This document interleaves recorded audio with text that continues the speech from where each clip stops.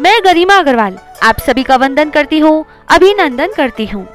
आइए आज हम सुनते हैं मंगला गौरी व्रत कथा।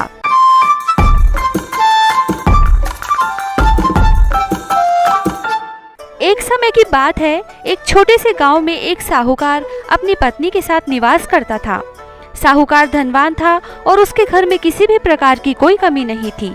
फिर भी वह और उसकी पत्नी संतान न होने के कारण दुखी रहते थे।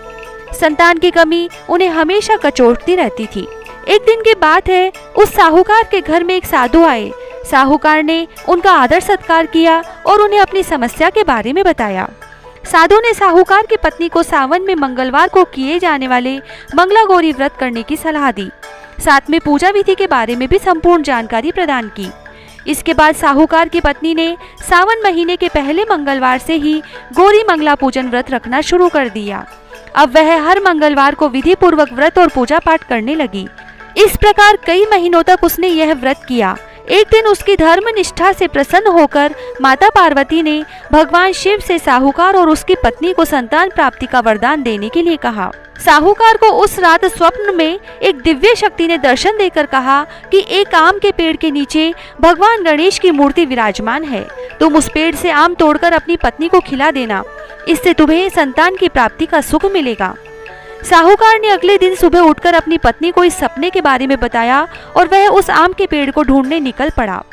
बहुत समय ढूंढने के बाद आखिरकार साहूकार को वह आम का पेड़ मिला जहां भगवान गणेश जी की मूर्ति विराजमान थी। उसने आम तोड़ने के लिए उस पेड़ पर पत्थर मारना शुरू कर दिया। पत्थर फेंकने से एक आम तो टूटकर नीचे गिर गया, लेकिन गलती से एक पत्थर जाकर भगवान गणेश की प्रतिमा को लग गया। इससे भगवान गणेश क्रोधित हो गए और उन्होंने प्रकट होकर उस साहूकार को श्राप देते हुए कहा कि हे स्वार्थी मनुष्य, तूने अपने स्वार्थ के कारण मुझे चोट पहुंचाई है। तुझे माँ पार्वती की कृपा से संतान की प्राप्ति तो होगी, लेकिन उसकी मृत्यु 16 वर्ष की आयु में ही हो जाएगी। यह सुनकर साहूकार बहुत घबरा गया और वो वापस घर चला गया। उसने वह फल अपनी पत्नी को खिला दिया और किसी को भी इस घटना के बारे में नहीं बताया। कुछ समय पश्चात भगवान शिव और माता पार्वती के आशीर्वाद से साहूकार और उसकी पत्नी को पुत्र की प्राप्ति हुई। इससे उन दोनों के जीवन में खुशी का ठिकाना न रहा। लेकिन साथ ही साहूकार इस बात से भी चिंतित था कि उसका पुत्र अल्पायु होगा। देखते ही देखते वह बालक 15 वर्ष का हो गया और व्यापार में अपने पिता का हाथ बटाने लगा। एक दिन घर लौटते समय साहूकार पेड़ की छांव में तालाब किनारे बैठकर अपने पुत्र के साथ भोजन करने लगा।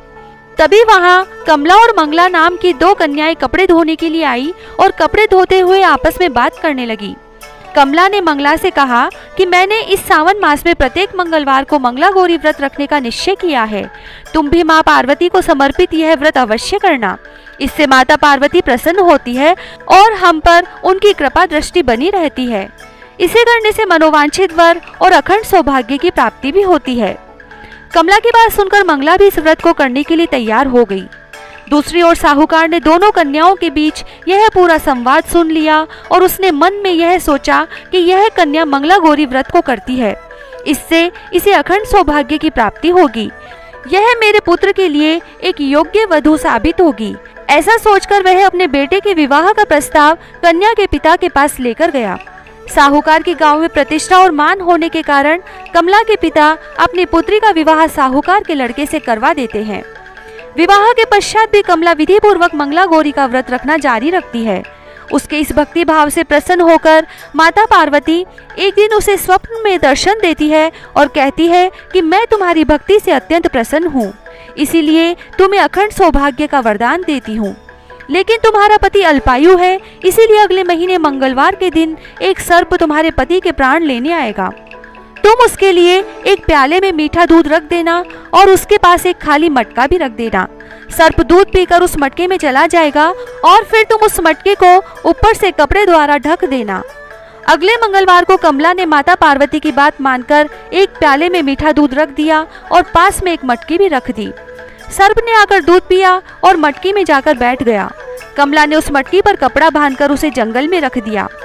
माता पार्वती की कृपा से कमला के पति के प्राण बच गए। इस प्रकार मंगला गौरी व्रत के पुण्य फल से साहूकार का पुत्र श्राप मुक्त हो गया। जब कमला ने घर में सबको इस चमत्कार के बारे में बताया तो सभी आश्चर्यचकित रह गए।